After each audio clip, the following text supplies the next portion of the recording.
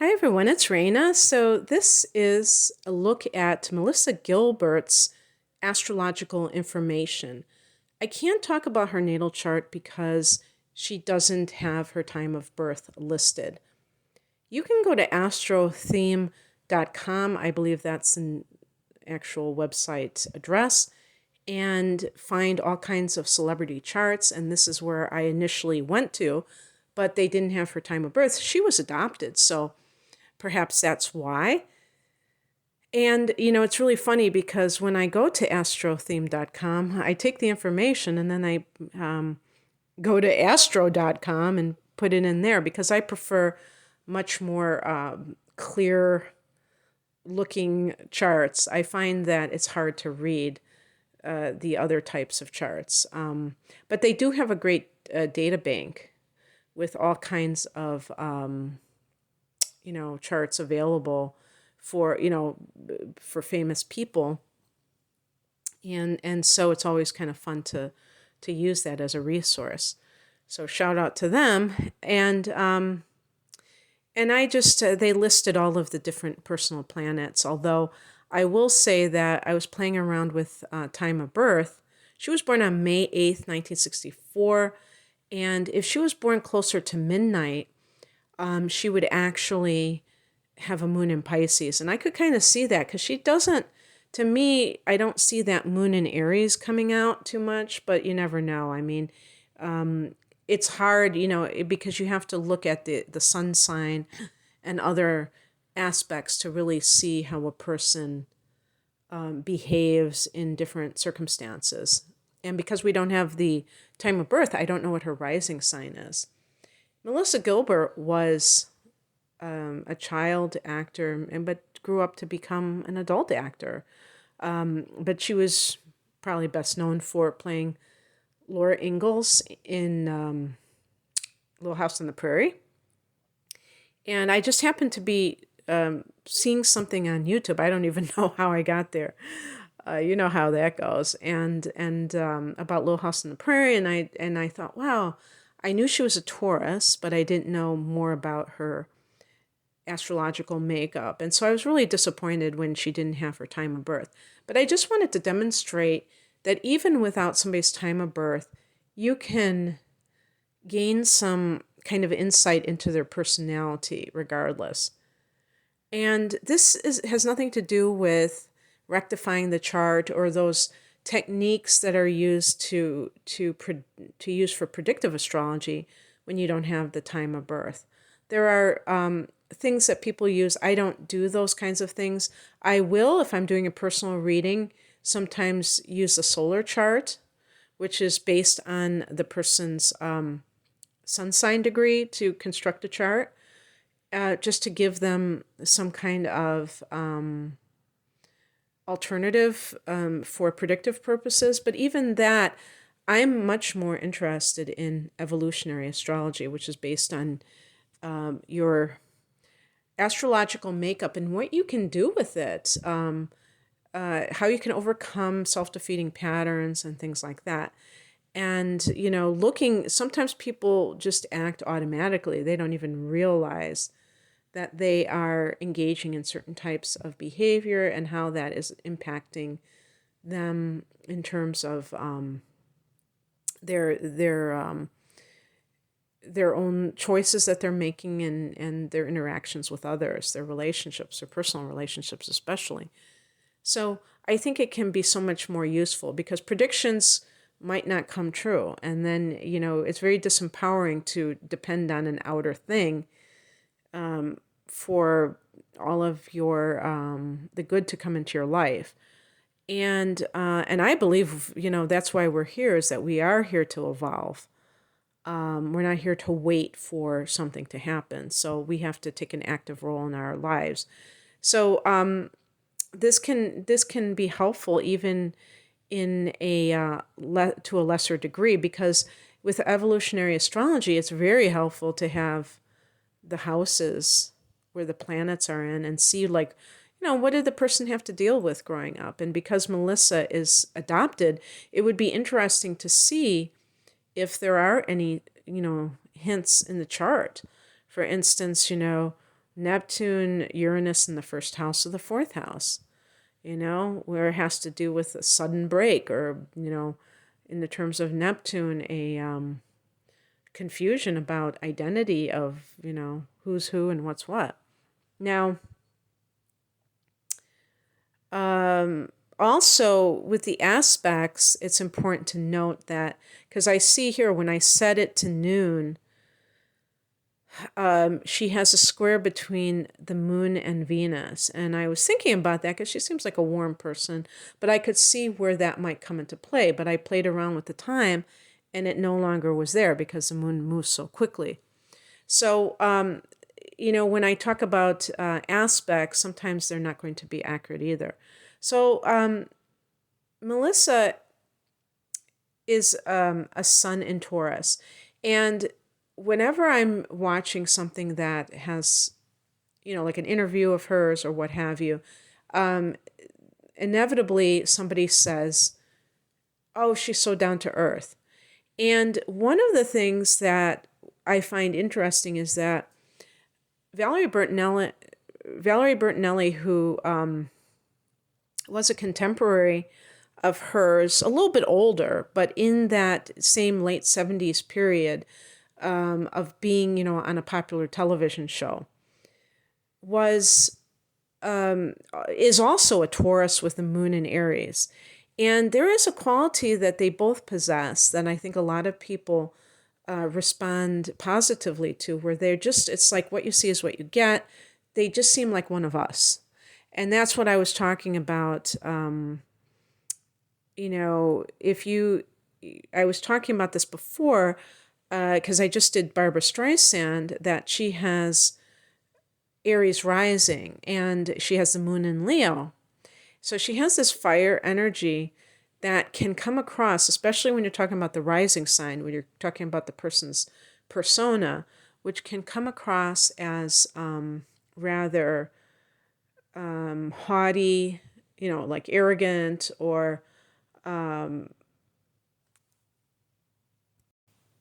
pretentious, like they want to act like they are, better than other people, and they just go to great lengths to do that. And that doesn't tend to produce the same kind of feelings from other people. So this is it's like very relatable. And again, I don't know what Melissa's rising sign is. If I had to guess, I would say it's probably an earth sign, but I don't know. Because, she could be, Sag rising, and that wouldn't be maybe as pretentious as a Leo or Aries. Can you tell I'm a sun in Sag? But I have Taurus rising, so I have a little bit of that Taurus stuff going on too. So, these types of people as celebrities are really popular with the public. Even if their TV show in question has been off for decades, the public still loves them. Of course, these, somebody like Melissa Gilbert, she's done made-for-TV movies. She's not like she's been totally out of the picture since Little House on the Prairie. Definitely not the case at all. But just, giving off a favorable impression on the public simply by being a very genuine type of person. And that's what you get. If you personally have this in your chart where you are an Aries, a Taurus, a Gemini, even a Cancer, but you have some of those early planets in your personal planets, then you may also have this kind of a demeanor, and people respond very positively to that. I think it's easy to trust, but it's great for child actors because they can convey emotion very believably, or, if that's a word, in a believable manner. Now, the moon in Aries can be volatile, and so, like I said, I'm not sure if she has it, although Valerie Bertinelli has the moon in Aries. I've seen, she actually, I think, has all her information. And she is, Valerie Bertinelli, I'm going to be doing her chart. She is somebody who you can tell is very feisty. But this can give Melissa Gilbert, if she does have the moon in Aries, a little bit of spunk, because Taurus is mellow, and I see here that Melissa has Mercury in Taurus, but it is at 1 degree, so it's close to Aries. She has Venus at 29 degrees of Gemini, so it's very close to Cancer. And she has Mars at 0 degrees of Taurus, so that is on the cusp with Aries. I think that she's definitely a hard worker. I think that she might be very tenacious, so she doesn't give up easily. I did read her autobiography, and so I did learn some more, gain some personal insight into her life and her struggles. And I remember, I believe she got breast implants. She did get some plastic surgery. Now, yeah, maybe her rising sign is Libra. That's a possibility, because she is a very pleasant, seems like a pleasant person. And she did have some relationships that were very, I don't want to characterize them, because I was going to say that there were issues with them. She seems to be happily married right now to this guy from 30 something. If you remember, see, I'm a child of the 70s, and I was in my 20s in the 80s. So what was it called? 30 something. That was a show. Timothy, is it Busfield or something? I looked him up, and he's a Gemini, and she has Venus in Gemini. And she was connected romantically to Tom Cruise, who's a Cancer, I believe. Rob Lowe, who's a Pisces. And I don't know her ex-husband, what his sign was. I remember that she was getting plastic surgery, and she was such an attractive, naturally attractive person that I wondered why she did that. And now, if you've seen her lately, she's let her hair go gray. She's in her 50s, and she's wearing much more what I would consider later stage Taurian outfits, like loose, kind of like prairie dresses, So, I mean, to me, that's the evolution of the Taurus, wearing, thigh-high boots and mini skirts to wearing prairie dresses when you get older. And that's how you can tell, I think, a Taurus woman is truly in love and satisfied, is she's wearing these prairie dresses. Because, otherwise, there's still like that insecurity trying to prove something. So I really feel like, she probably is happy in her marriage. And maybe that was one of the things that she could not find in these other relationships, because her Venus was in Gemini. And Gemini is a sign that is associated with the intellect and verbal. And so maybe she has this intellectual side to her that was not satisfied with prior relationships. And maybe that would indicate that her moon is actually in Aries, because that's another masculine sign like Gemini. So with Mars and Taurus, she's very tenacious. She doesn't give up, and that's why she has stayed relevant all these years. Some people just kind of disappear into the sunset when they have been child stars and they are making that transition to adulthood and maybe having trouble. I wish I could have remembered exactly how that was for her, because I'm sure she had a little bit of a challenge, but I haven't read her book. It was a long time ago that I read it, and I didn't retain that information. So whatever it was, I bet you she was typecast initially, and she had to prove herself. And, having done so, she was able to make that transition where other people do not. But sometimes it's merely the decision to, stick with something. And she probably really sticks with things.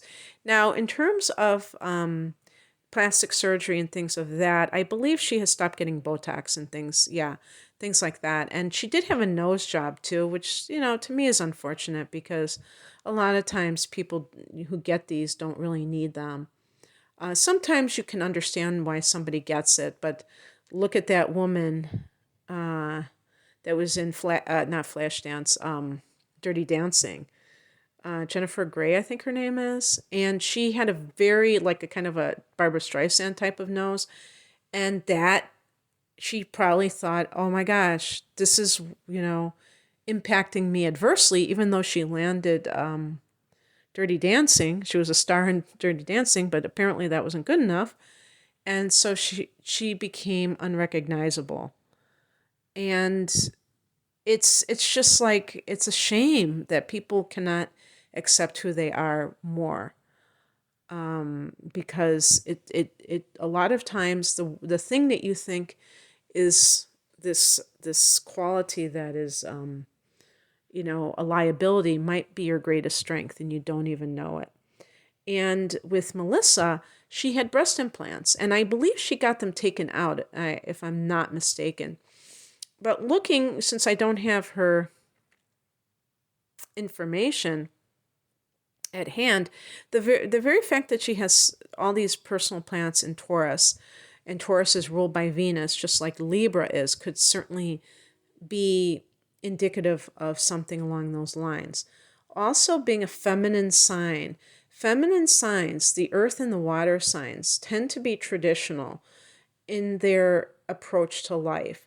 And so, 9 times out of 10, I'm sure that a lot of these women prefer men like that. And if you have a man who is traditional, he may think that a woman is supposed to look a certain way.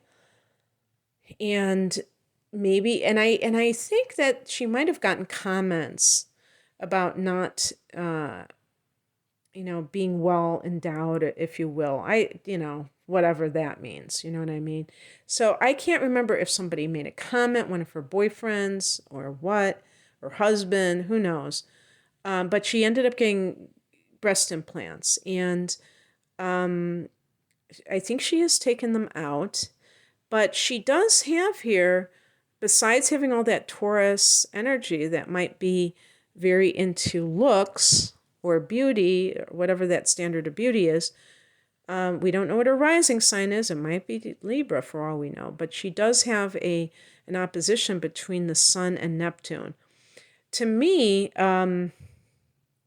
this can indicate somebody who has a difficulty with their own image. They don't know who they are. They have a distortion.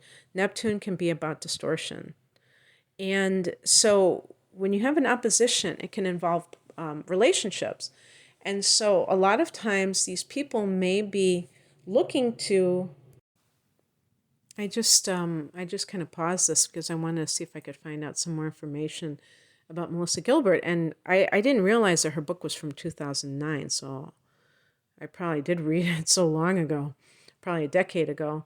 But she had struggled with alcoholism, and she also she had a divorce, and her husband was unfaithful to her. So that kind of thing can lead the person to always looking for validation. When you have the Sun opposing Neptune and other factors like all this Taurus energy, it can really take place in relationships. And like I said, boy, if I had her chart, I could really, pinpoint it even more. But this is just a little sample of what I see here. I also see that she has Mercury in conjunction with Mars, so that's great for learning lines and being able to having a very quick, being a quick study, and also being able to just do things very spontaneously. That's a very Aryan kind of a thing. And she has Mercury in conjunction with Jupiter. So that's really great for positive thinking, which means that even if you get into any kind of trouble, you don't stay there. So anyway, I'm going to leave it there, and I just wanted to give the other side when you don't have the chart, and explain like the things that you can kind of suss out when you're looking at that. And I hope you enjoyed it. Take care. Bye.